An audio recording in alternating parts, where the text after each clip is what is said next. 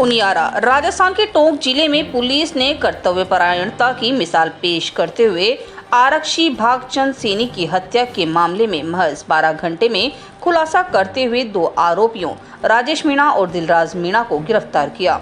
घटना के अनुसार 2 मई 2026 की रात गश्त के दौरान आरक्षी ने जंगल में अवैध शिकार करने आए इन अपराधियों को रोकने का साहस दिखाया।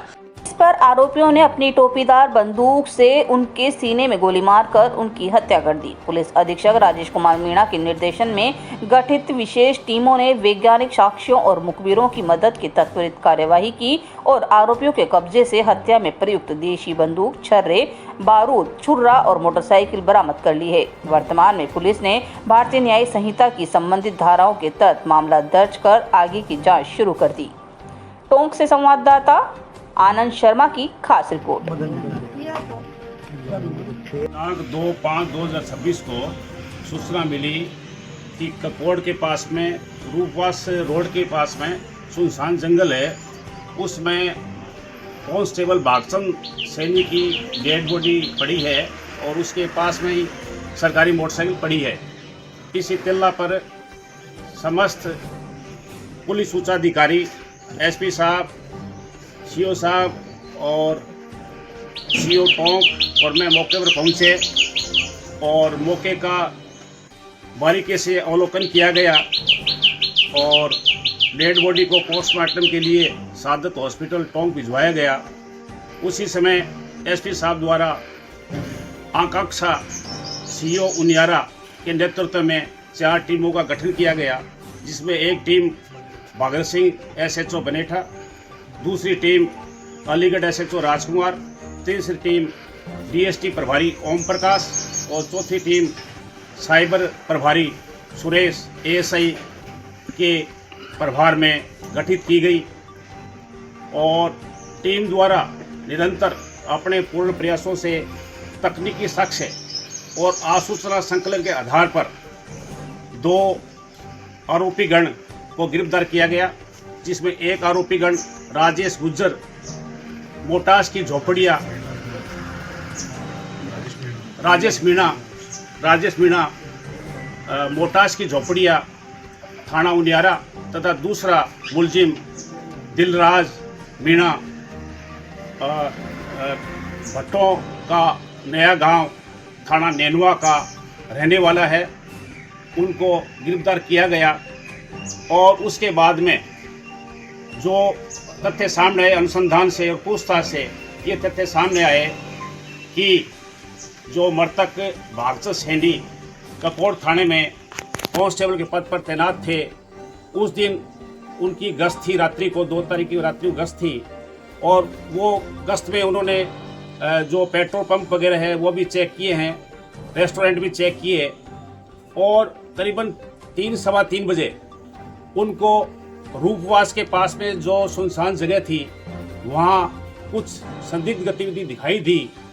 इस पर वो तुरंत वहाँ पर पहुँचे और वहाँ पर ये दोनों बदमाश थे, वो शिकार की कार्रवाई कर रहे थे और इन्होंने जाते ही उनको ललकारा और बहादुरी के साथ उनसे भिड़ गए, जिस पर जो दिलराज था उसके पास छुरा था, उसने छुरे से वार किया तथा दूसरा आरोपी राजेश मीणा उसके पास 12 बोर की टोपीदार बंदूक थी और उसने उसके कुंडे से प्रहार किया। उसके बाद भी अपनी ड्यूटी से वो पूरी तरह से निभाया, अंजाम दिया भागचंद सैनी ने, उनके साथ डटा रहा और उसके बाद में राजेश मीणा द्वारा उनके गोली मार दी गई और तत्काल उनकी मृत्यु हो गई और पुलिस ने बड़ी सूझबूझ से और अपनी टीमों के समन्वय से और तकनीकी साक्ष्य से मुलजिमों को शीघ्र ही गिरफ्तार कर लिया।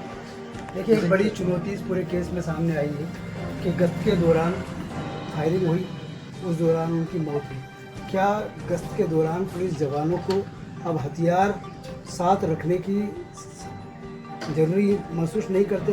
क्या जो रात्रि गश्त के दौरान पुलिस के जवान रहते हैं, जो दूरस्थ इलाकों में, ग्रामीण इलाके में चौकियां हैं, वहाँ पर हथियारबंद जवानों की मुस्तैदी नहीं होना चाहिए? क्या वही एक बड़ी वजह रही कि जिससे इस जवान की मौत हुई? पुलिस में एक तरह का सिस्टम SOP बड़ी हुई है और जिस एरिया में जिस तरह की जैसे गश्त होती है उसी हिसाब से जो गश्त के जो कांस्टेबल है या दूसरे अधिकारी है उसी तरह का हथियार या इस तरह का लेकर निकलते हैं।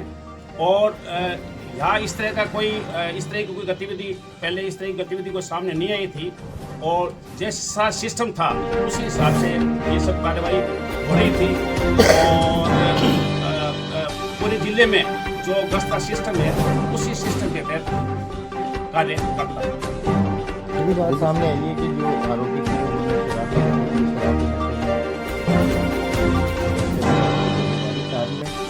उसके बाद उन्होंने जो पकाया फिर खाया फिर वहाँ से फरार हुए। यही बात है। ये तो अभी जो पूछताछ हुई उसके बाद भी सारे हैं उसकी पुष्टि हुई उसके बाद ही आरोपी से अब तक क्या पूछताछ की गई जो जानकारी थी? ये एक हमारे जो है ना एक तरह का जो इन्वेस्टिगेशन विषय है जिसके बारे में हम आगे क्या कारण रहे कि मृत्यु एक पुलिस कांस्टेबल की हत्या कर दी? क्या कारण रहे उस पुलिस कांस्टेबल बाद में से जब वो इस तरह की शिकार की कार्रवाई कर रहे थे अवैध कार्रवाई कर रहे थे उनको रोकने की कोशिश की और रोकने की कोशिश में था उस जवान के पास में पिस्टल होती बंदूक होती कोई हादसा होता। अब ये तो जो कुछ हुआ वो दुर्भाग्य से हुआ। अब इसके बारे में अपने जो जैसे प्रयास लगाते हैं वो प्रयास से अपने इसमें नहीं जा सकते। इसमें जो कुछ हुआ वो बिल्कुल जैसा होना चाहिए था उसी हिसाब से ये दुर्भाग्य से इस तरह से पुलिस सबक लेगी अगर आपके गश्त के दौरान हथियार भी ये तो जो अपने जो पुलिस है एक सिस्टम बना हुआ है उस सिस्टम में निरंतर सुधार होते रहते हैं और सुधार की जो कार्यवाही है वो हर समय अपेक्षित है। लेकिन सर, रात आपकी तरफ से 4 टीमें बनाई गई थी। कौन सी टीम को ये सफलता मिली? कौन सी टीम ने? सभी टीमों ने आपस में समन्वय से काम किया। विशेष रूप से जो DST का जो योगदान है वो विशेष इसमें रात 2:30 बजे तक गश्त कर रहा था जो अपना पुलिस का जवान है वो गश्त कर रहा था। लेकिन रात को जब जो आरोपी थे वो शराब के नशे में थे, क्या रात को हाईवे पे अवैध शराब बिकी जाती थी? जानकारी अब इसके बारे में ये तहकीकात करेंगे वो शराब कहाँ से लेके आए थे उनके पास मौजूद थी या उन्होंने कहीं से शराब खरीदी थी ये अनुसंधान का। सर, ऐसी जानकारी मिली है कि जो सपोर्ट होती है कमी खड़ी पुलिस की यहाँ पर अधिक संख्या में कांस्टेबल नहीं वो तो जो ज़ाब्ते की आवश्यकता तो हर समय रहती है और जो रात्रि में जो गश्त होती है वो एक सिस्टम के तहत होती है जिसमें पूरा जिला है वो गश्त में होता है और जिला स्तर के अधिकारी से लेकर सर्किल स्तर के अधिकारी से लेकर थाना स्तर पर भी गश्त है वो निरंतर होती रहती है। सब परिजनों की मांग अभी आई थी कि जो पुलिस के जो आला अधिकारी है थाने से लेकर जो चौकी पे हैं जब सभी की सीढ़ियाँ निकल गई, ये मांग पुलिस प्रशासन को परिजनों द्वारा की गई थी। क्या उसमें क्या रहा? अभी इस तरह कोई बात हमारे सामने नहीं आई, अगर आएगी तो उसमें जो भी अपेक्षित कार्रवाई